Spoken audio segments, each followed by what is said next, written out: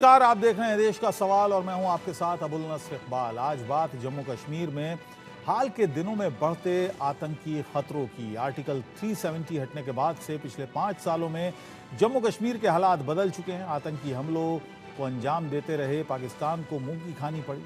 घाटी में आतंकवाद और आतंकियों की कमर टूट गई।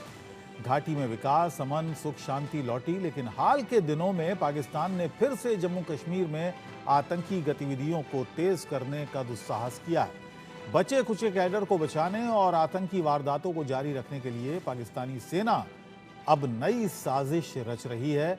अब पाकिस्तान अपने स्पेशल स्ट्राइक ग्रुप के कमांडोज को जम्मू कश्मीर में घुसपैठ करा रहा है। एसएसजी की 2 बटालियंस को एसओजी एलओसी पर तैनात किया हुआ है। वो घुसपैठ की फिराक में है। पिछले दिनों राजौरी, पुंछ, डोडा और कठुआ में सेना के काफिले पर हुए हमले भी बताते हैं कि ये सामान्य आतंकी नहीं है। आतंकियों के वेश में पाकिस्तानी सेना के ट्रेंड स्पेशल कमांडो हैं जो गुरिल्ला युद्ध लड़ रहे हैं। सेना पर हमला कर ये घने जंगलों में भागकर छिप जाते हैं। जम्मू कश्मीर के पूर्व डीजीपी एसपी वैद ने दावा किया है कि सेना पर हमला करने वाले पाकिस्तानी एसएसजी कमांडो हो सकते हैं या उनसे ट्रेंड हो सकते हैं। रक्षा विशेषज्ञों का कहना है कि एसएसजी की घुसपैठ कराकर पाकिस्तानी फिर से ऑपरेशन जिब्राल्टर दोहराने की साजिश रच रहा है, लेकिन पाकिस्तान को मुंहतोड़ जवाब देने के लिए भारतीय सेना ने अपनी तैयारी भी कर रखी है। सेना ने ग्राम रक्षा बलों को सक्रिय कर दिया है और ऑपरेशन सर्प विनाश 2 शुरू किया है, जो सीधा पीएमओ और राष्ट्रीय सुरक्षा सलाहकार अजीत डोभाल की देखरेख में चलाया जा रहा है। इस बार अगर पाकिस्तान बाज नहीं आया तो अब समय आ गया है कि पाकिस्तान पर सीधा प्रहार किया जाए। तो जम्मू रीजन में अटैक्स का अपसर्ज देख रहे हैं और इसी तरह की अगर आप देखें कोशिश की जा रही हैं कुपवाड़ा ज़िला में कश्मीर वैली के, वहाँ भी हालात बिगाड़ने की कोशिश की जा रही है। इसके पीछे आदिल रहमानी जो GOC SSG commandos Pakistan army का है, वो इसके पीछे सारा डायरेक्ट कर रहा है, ऑर्गेनाइज कर रहा है। इसमें इस 600 एसएसजी कमांडोज एयर मार्क इस काम के लिए किए गए, जिसमें से काफ़ी अंदर आ चुके हैं और कुछ अंदर आने की कोशिश कर रहे हैं। ये मुझे लगता है एक्ट ऑफ वॉर है और इसमें इनकी कोशिश है 16 कोर और 15 कोर को पूरी तरह इन्वॉल्व करना, उसको एंगेज करना इस जंग में। इनका एक शाहिद सलीम लेफ्टिनेंट कर्नल है जो रिपोर्ट्स के मुताबिक अंदर आ चुका है और वो ही सारे ऑपरेशन डायरेक्ट कर रहा है। इन्होंने लोकल नेटवर्क जो जिहादी नेटवर्क है, लोकल स्लीपर सेल्स, उनको एक्टिवेट किया है और इन्होंने 2 बटालियन और एसएसजी की इसके लिए रेडी रखी हैं पाकिस्तान में। तो मुझे लगता है ये कोवर्ट वॉर है पाकिस्तान ने जो लॉन्च की है और भारत अकॉर्डिंगली इसको डील करे और इस कार हमारा रिस्पांस कोवर्ट वॉर को डिफीट करने का होना चाहिए। देश का सवाल में हम यही सवाल पूछ रहे हैं कि क्या पाकिस्तान लगातार सीज फायर का उल्लंघन कर रहा है? आतंकियों के वेश में एसएसजी कमांडो की घुसपैठ का आखिर मकसद क्या है? क्या ऑपरेशन जिब्राल्टर दोहराने की कोशिश पाकिस्तान कर रहा है? क्या भारत को पाकिस्तान पर सीधा प्रहार करना चाहिए? तमाम मुद्दों पर हम चर्चा करेंगे। हमारे साथ खास मेहमान जुड़ेंगे, उनका भी हम तारुफ करा दें। लेकिन जो सिचुएशन इस वक्त एलओसी पर है वो वाकई गंभीर है। तमाम सवाल उठ रहे हैं। बीनू मेनन नेता हैं भारतीय जनता पार्टी की, हमारे साथ होंगे। नम्रता शर्मा प्रवक्ता हैं कांग्रेस पार्टी की, वो हमारे साथ होंगी। एडवोकेट नीलोफर मसूद प्रवक्ता नेशनल कॉन्फ्रेंस की हैं। ब्रिगेडियर रिटायर्ड विनोद दत्ता होंगे हमारे साथ, जाने माने रक्षा विशेषज्ञ। और सुहेल काजमी हमारे साथ हैं, वरिष्ठ पत्रकार हमारे साथ हैं। बीनू जी, शुरुआत आपसे ही करते हैं। ये दावे किए जा रहे हैं कि लगभग 600 कमांडोज हैं, एसएसजी के पाकिस्तानी कमांडोज हैं, जो जिनमें से ज़्यादातर प्रवेश कर चुके हैं और कुछ करने की फिराक में हैं। ये दावे किए गए। पहले अमजद बेग हैं, पीओके के कार्यकर्ता हैं, सामाजिक कार्यकर्ता, उन्होंने किए। और एसपी वैद साहब का भी हमने बयान सुनवाया, उन्होंने भी ये कहा है कि हाँ ऐसा हो सकता है। क्या चल रहा है जम्मू कश्मीर में? और आज का बयान भी मैं आपको बता दूं, सोनिया गांधी का बयान आया है, कांग्रेस की वरिष्ठ नेता हैं। उन्होंने कहा कि जम्मू कश्मीर के मामले में सरकार लगातार झूठ बोल रही है। देखिए, हमारे देश में सबसे बड़ी विडंबना ये है कि देश पे जब संकट या बाहरी ताकतें जब अटैक करती हैं, तो हमारे देश के लोग उनकी निंदा करने की जगह देश की ये देश की यही सरकार है जो इसी पाकिस्तान में जाकर जो है नरेंद्र मोदी को हराने के लिए सहयोग मांगते हैं। ये देश की प्रॉब्लम है। जो अटल टनल जो बनकर तैयार हुआ, इसको रोक कर रखने का काम यही सरकार करती है।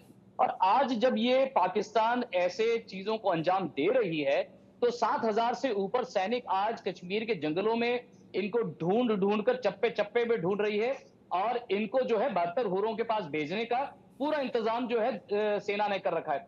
विलेज डिफेंस फोर्सेस जो है, विलेज डिफेंस फोर्सेस भी एक्टिव हैं। बीनू जी, क्या कश्मीर सवाल के पूछना पुलिस भी बंद कर दे एक्टिव है। विपक्ष? नहीं, विपक्ष क्या सवाल पूछना सवाल बंद कर पूछे। दे? देखिए, विपक्ष सवाल पूछे क्या? विपक्ष, आप मुझे बताएं, विपक्ष ने एक बार भी अपनी उंगली जो है कश्मीर पाकिस्तान की ओर करी? जी, एक बार बिल्कुल करते कभी हैं, करी? बिल्कुल नहीं करते हैं, करेंगे। सब करते नहीं करी हैं। एक बार भी। पाकिस्तान की आप तरफ मुझे से बताएं कब करी इन्फिल्ट्रेशन है? होता है, पाकिस्तान यहाँ पर आतंकवाद फैलाता है, सब कहते हैं। कौन इससे इनकार कर रहा है? देखिए, पाकिस्तानी इन्फिल्ट्रेशन के अगेंस्ट जो है, बिल्कुल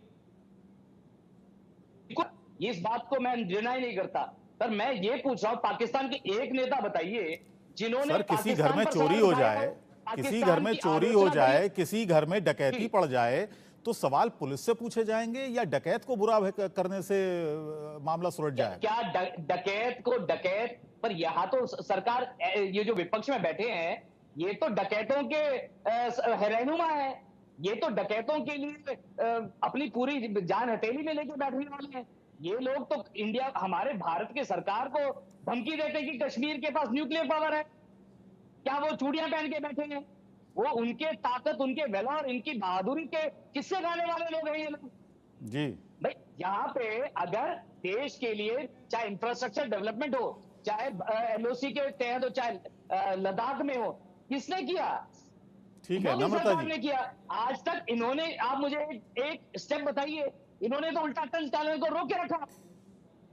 चलिए, नम्रता जी हमारे साथ थोड़ी देर में जुटेंगी। एडवोकेट नीलोफर मसूद हैं, प्रवक्ता हैं नेशनल कॉन्फ्रेंस की। नीलोफर जी, बीनू जी का बयान आपने सुना, और वो आपके नेता डॉक्टर फारूक अब्दुल्ला को कह रहे थे कि उन्होंने जो बयान दिए थे कि पाकिस्तानियों ने हाथों में चूड़ियाँ नहीं पहन रखी हैं, उनके पास एटम बॉम्ब है, ये तमाम तरह के बयान उनकी तरफ से आए। और आपने सुना भारतीय जनता पार्टी का जो वक्तव्य है, वो भी आपने सुना। ऐसे माहौल में आखिर बातचीत कैसे हो? क्योंकि डॉक्टर फारूक अब्दुल्ला लगातार इस बात के हामी रहे हैं कि पाकिस्तान से बातचीत की जानी चाहिए। इन्फिल्ट्रेशन भी हो रहा है, लगातार घटनाएं बढ़ रही हैं, और ऐसे में आप इस बात के को सपोर्ट करती हैं कि बातचीत भी हो? देखिए, इतिहास गवाह है इस चीज का। जितनी भी बड़ी बड़ी जंगें हो गई हैं, तो उसमें खून खराबा ही हुआ है। जान माल सब कुछ उसमें जाया हो गया, और कीमती जाने खसूसन। उसी तरीके से अगर हम भी जंग की तरफ चलते हैं, तो नुकसान जो है यहाँ के जम्मू कश्मीर के लोगों को उठाना पड़ेगा। चाहे बॉम्ब वहां से आए पाकिस्तान से, चाहे हमारे देश से आए, तो कैजुअलिटी, जो फर्स्ट कैजुअलिटी होगी, वो जम्मू कश्मीर के लोग होंगे। तो जरूरी है कि यहाँ की जान और मालों को बचाना है, तो नेगोशिएबल टेबल, क्योंकि हर कोई जंग जो है एंड में यही हो जाता है कि उन दो देशों को जो जंग में मुलवस होते हैं, वो टेबल पर आकर सॉल्यूशन ढूंढते हैं, नेगोशिएट करते हैं। इसी तरीके से यहाँ की जानों को बचाने के लिए, यहाँ के माल को बचाने के लिए, इतिहास भी गवाह है कि हमें बुलाना चाहिए, हमें बात करनी चाहिए। क्यों ऐसा हो रहा है हमारे साथ, जम्मू कश्मीर के साथ? क्यों हमें हमेशा अपनी जानें जो है, कीमती जानें खोनी पड़ती हैं? आपने देखा होगा कि नंबर ऑफ इन्फिल्ट्रेशन जो 2021 से पहले जितनी भी इन्फिल्ट्रेशन हो रही थी, एक जी, वक्त ये था कि 5,000 तक पहुंच गई थी। तो जब वहां पर एलओसी बॉर्डर के पास हम लोगों ने, चाहे उनके जीओसी थे, चाहे वो हमारे जीओसी थे, या दो मुल्कों ने बातचीत की, तब जाकर उन्होंने एक सीज फायर का एग्रीमेंट किया। और वो इन्फिल्ट्रेशन जो थी, आपने खुद देखा होगा वो किस हद तक कम हो गई। हमारा जो देश है ठीक है। नंबर 1 पावरफुल है, इसमें कोई शक नहीं है। सुहेल हमारी काज़मी सेना साहब, जो फौज बैठी हुई है, वो जब भी भी ये हमें मामला उन पर उठता है, भरोसा है। पाकिस्तान को सिर्फ बता दिया जाता है कि साहब पाकिस्तान की तरफ से हो रहा है। क्या आपको लगता है कि सिर्फ पाकिस्तान की तरफ इशारा कर देने से, पाकिस्तान को दोषी ठहरा देने से ये समस्या हल हो जाएगी? देखिए सर, जब जब पाकिस्तान में इंस्टाल सरकार बनती है या चुनी चुनाई सरकार तो कभी बनी नहीं वहां पे, लेकिन जब जब सरकार बनती है तो वहां हर मुल्क में ये बात की जाती है जब सरकार बनती है कि इसको अपने मुल्क में अनएम्प्लॉयमेंट कैसे ठीक करनी है, रिसेशन को कैसे दूर करना है। लेकिन बदकिस्मती से जब जब पाकिस्तान में सरकार बनी है और जो पहला पार्लियामेंट सेशन होता है उनका, वो रिवाइवल ऑफ इशू के का मतलब है इशू कश्मीर को शुरू करने की बात करते हैं, चाहे वो 1998 में नवाज शरीफ थे, बेनजीर थी, या आज की हुकूमत है जिसमें शहबाज साहब वहां के प्रधानमंत्री है। इकोनॉमिकल रिसेशन से जूझता हुआ मुल्क, पॉलिटिकल रिसेशन से जूझता हुआ मुल्क, और हम सब जानते हैं, आप भी जानते हैं कि पाकिस्तान की नीयत टुवर्ड्स इंडिया और खासकर जम्मू कश्मीर की तरफ क्या है, और जम्मू कश्मीर के बिना ना उनकी सुबह होती है ना शाम होती है। वो किस तरह से इन्फिल्ट्रेट करें, किस तरह से हर दहशत का नाच कुछ ना कुछ करें जिससे कि उनको एक हाइप मिले पूरे इंटरनेशनली, और वो लेने में वो चूकते नहीं हैं।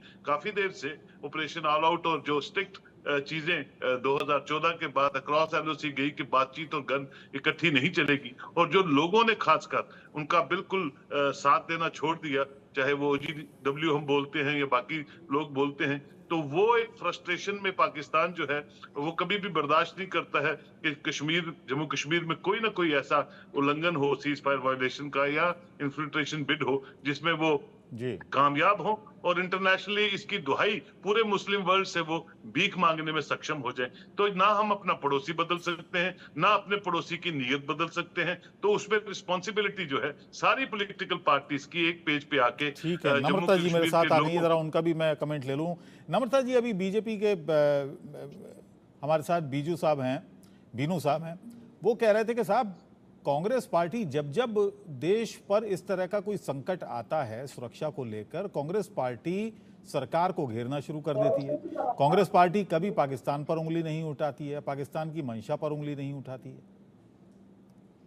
देखिए, जिनकी सियासत ही पाकिस्तान से शुरू ही होती हो उनके बारे में बात ना करते हुए, पाकिस्तान को एक ब्रीडिंग ग्राउंड है टेररिज्म की, हम सब जानते हैं, और 1947 से लगातार उसने यही काम किया है। कांग्रेस वो पार्टी है जिसने पाकिस्तान के 2 टुकड़े किए, एक बांग्लादेश बना डाला। ये हमें क्या बताएंगे, जंगे जीत के हमने ये हासिल किया। इनकी तरह नहीं कि करगिल वॉर में भी जब लोग अंदर घुस आए ये सोए रहे, फिर हमें अपने जवानों की शहादतें देनी पड़ी और फिर जाके हमने करगिल युद्ध जीता। ये जो भारतीय जनता पार्टी है, ये करगिल में शहीदों को जब श्रद्धांजलि देने भी प्रधानमंत्री जाते हैं वहां पे भी सियासत करते हैं। तो इनकी तो सुबह, इनकी तो जो रोटी है, रोजी रोटी है, वही पाकिस्तान के नाम लिए बिना नहीं चल सकती। इनकी दुकान ही पाकिस्तान से चलती है। लिहाजा जो इंडो पाक बॉर्डर है, ये सबसे वल्नरेबल बॉर्डर है, ये हम सब जानते हैं, और वहां एक ब्रीडिंग ग्राउंड है, वो इन्फिल्ट्रेट करने की पूर्ण कोशिश करता है। लेकिन आज जो इन्फिल्ट्रेशन हो रही है, जिस तरह से सभी तमाम मेरे साथ जो पैनलिस्ट हैं जिस तरह से चिंता जाहिर कर रहे थे, ये बहुत ही एक वल्नरेबल बॉर्डर होने के साथ साथ मुझे लगता है सबसे बड़ा बॉर्डर भी है। इसके ऊपर जिस तरह से चेक्स होने चाहिए थे, आज ड्रोन के साथ भी हम देख रहे हैं, फिर भी इतने जो आज के आधुनिक हथियारों से लैस इन्फिल्ट्रेटर्स अंदर घुस रहे हैं। तो जब हम पूछते हैं इनसे कि ये सुरक्षा में चूक कैसे हो रही है, तो इनको तिलमिलाहट होती है। हमारे रोज फौजी शहीद हो रहे हैं तो इनको तिलमिलाहट होती है। ये श्रद्धालु जो बाहर से स्टेट से आते हैं, उनके ऊपर आज टेररिस्ट ने किस तरह से वार किया, हमारे टेररिस्ट मरे, फिर इनको दुख होता है।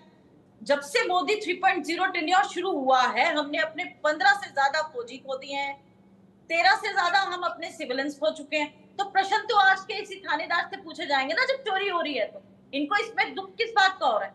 हमारी फौज बहुत मजबूत फौज है, फौज शौर्य है, फौज हमारे देश के लिए गौरव है। बीनू जी से जवाब लूंगा इसका, लेकिन पहले सर ब्रिगेडियर साहब को भी शामिल कर लेते हैं इस चर्चा में। बीनू जी, आपके पास मैं आऊंगा। इनकी पॉलिटिकल कन्विक्शन की जो कमी है, और पाक बेस्ड टेररिस्ट जो पूरी पाक जो सपोर्ट के साथ पाक रेंजर्स अंदर आ रहे हैं, पाक पैराट्रूपर्स अंदर आ रहे हैं, कैसे अंदर घुस रहे हैं, घुसपैठ कैसे हो रही है। आज जब घुसपैठ के ऊपर प्रश्न पूछते हैं तो ये विनोद जी रिपोर्ट है, ठीक है, नमस्ते जी, आऊंगा मैं आपके पास। सीखने की जरूरत नहीं है। मैं आऊंगा। कांग्रेस वो पार्टी है जिसने देश को आजादी दिलाई। ये तो तब भारतीय जनता पार्टी तो तब पैदा भी नहीं हुई थी। ठीक है, तो कांग्रेस एक नेशनलिस्ट पार्टी और नेशनलिस्ट, मेरी आवाज मिल रही है आपको? इनके साथ जिन्होंने तिरंगा अपने पार्टी के ऊपर इतनी देर नहीं लगाया, वो हमें तिरंगा यात्रा निकाल के नम्रता जी, मेरी आवाज मिल रही है आपको? प्लीज शांत हो जाइए, मैं आऊंगा आपके पास। पहले आपकी बात का जवाब ले लूं। आवाज नहीं आ रही है। मैं आपकी बात का जवाब ले लूं, उसके बाद फिर मैं आऊंगा आपके पास, बीनू जी के पास जाऊंगा। लेकिन पहले दत्ता जी का अभी तक कोई कमेंट नहीं आया है। ब्रिगेडियर विनोद दत्ता जी हमारे साथ हैं, रिटायर्ड। विनोद जी, जो ये रिपोर्ट आई है, ये एक कार्यकर्ता हैं, सामाजिक कार्यकर्ता अमजद अयूब बेग, पीओके के हैं, पाकिस्तान में नहीं रहते हैं, बाहर रहते हैं, यूरोप में कहीं रहते हैं, और जाहिर है पाकिस्तान की जो सरकार है उसके ख़िलाफ़ रहते हैं, बयान देते रहते हैं, कई बहुत सारे बयान इनके आते हैं। कुछ दिन पहले हमारे साथ भी थे एक प्रोग्राम में, लाइव प्रोग्राम में। इन्होंने ये रिपोर्ट दी है कि साहब 600 के करीब एसओजी कमांडोज, पाकिस्तान के एसएसजी कमांडोज हैं जो सेना की मदद से भारत में प्रवेश कर चुके हैं, और 2 बटालियंस हैं जो एलओसी पर तैनात की गई हैं। उसी के हवाले से एसपी वैद साहब, जो कि डीजीपी, पूर्व डीजीपी रहे हैं, उनका ये बयान आया कि बहुत सारे इस तरह की रिपोर्ट्स आ रही हैं। क्या आपको लगता है सिचुएशन वहाँ पर क्या इतनी ख़तरनाक हो चुकी है कि एसएसजी कमांडोज और इतनी बड़ी तादाद में भारत में प्रवेश कर पाएंगे, कर जाएंगे? देखिए, ये जो खबर चल रही है कि साहब एक 600 एसएसजी का काडर है वो इंडक्ट हो चुका है भारत में, तो इसकी सबसे पहले तो भारत सरकार को इस जो स्टेटमेंट है या इस इंटेलिजेंस रिपोर्ट की तस्दीक करनी चाहिए। क्योंकि देखिए, इंटेलिजेंस गैदरिंग में 2-3 चीजें होती हैं। एक तो होता है सोर्स, दूसरी credibility of information. Ayub Mirza साहब ने ये स्टेटमेंट दिया है और यकीनन वो गिलगिट बाल्टिस्तान के लिए काफी काम करते हैं, पाकिस्तान के बाहर रहते हैं। लेकिन क्योंकि कोई भी जो ऑफिशियल स्टेटमेंट है वो नहीं आया है, हमें बड़ी मतलब अगर ऑथेंटिक रिपोर्ट मिलती, चाहे वो सेना द्वारा या किसी गवर्नमेंट ऑफिशियल से या मिनिस्ट्री ऑफ होम अफेयर्स से, कि साहब इस तरह का कोई काडर इंडक्शन हुआ है। 600 का जो काडर है वो काफी बड़ी संख्या होती है, क्योंकि एक साथ ये एकदम इंडक्ट नहीं हो सकते, क्योंकि 600 लोगों को, क्योंकि अगर आप ये देखें कि जिस तरह से हमारी सिक्योरिटी अरेंजमेंट्स है, 3 लेयर्ड सिक्योरिटी है बॉर्डर पे, और अभी आप देखिए कि ऑपरेशन ऑल आउट चल रहा है और रीडिप्लॉयमेंट ऑफ फोर्सेस भी हो गया है।